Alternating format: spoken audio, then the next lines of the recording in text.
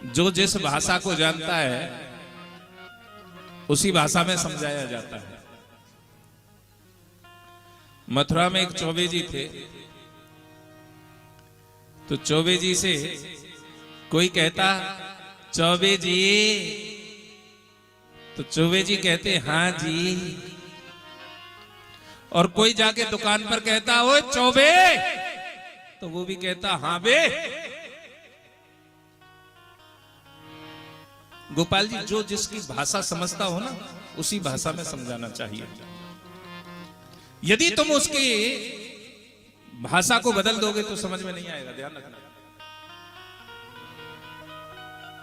क्योंकि जो जिस भाषा का, जैसे कि गधे को समझाने लग जाओ तो वो तुम्हारी समझे ना।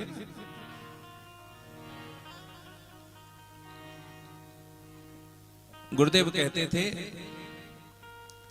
कि ज्ञानियों के तो तुम दास बन जाओ। ज्ञानियों के सामने क्या बन जाओ तुम? मूर्ख बन जाओ, बिल्कुल। क्यों? क्योंकि वो तुम कुछ कहोगे तो उसकी समझ में आएगा। ज्ञानियों के क्या बन जाओ सामने? मूर्ख बन जाओ।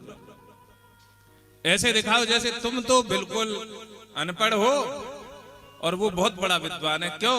उसका वही अहम उसे खा जाएगा। और जो व्यक्ति अज्ञानी हो उसे कभी ज्यादा समझाने की चेष्टा मत करना, क्योंकि बहुत ज्यादा ज्ञानी, एक बार अज्ञानी तो समझने के लिए तैयार हो जाएगा, लेकिन ज्ञानी तुम्हारी बात को समझने के लिए कभी तैयार नहीं होगा। अज्ञानी को भले ही समझाओ क्योंकि उसे ज्ञान नहीं है, लेकिन ऐसे व्यक्ति को किसी को मत समझाओ। एक महात्मा के पास गया और जाके कहने लगा गुरुदेव मैं दीक्षा लूंगा। तो गुरुदेव कहने लगे दीक्षा लोगे? कि हाँ महाराज दीक्षा। तो गुरुदेव कहने लगे कि अच्छा थोड़े दिन रहो। तो गुरुदेव के यहां रहा। 10-15 दिन बाद कहने लगा कि गुरुदेव अब तो दीक्षा दे दो। गुरुदेव कहने लगे भैया तेरे में 98 गुण पूरे अच्छे हैं, लेकिन 2 गुण की कमी है। तो वो कहने लगा महाराज 2 गुण 98 पे तो पास है ही जाए, हैं 2 गुण के लिए।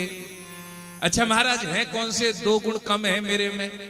कि एक तो तू कुछ जानता नहीं है और दूसरा किसी की मानता नहीं है। बस यही 2 गुण तेरे अंदर कमी है, इसलिए मैं तुझे शिष्य नहीं बना सकता।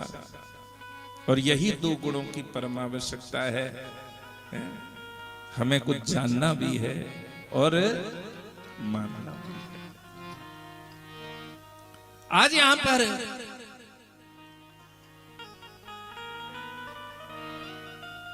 जैसे ही भोले बाबा पार्वती जी से कह रहे हैं, मेरे सम्मुख आया, मैंने बताया कि काकभूषण जी के पास जाओ जहां सत्संग होता है।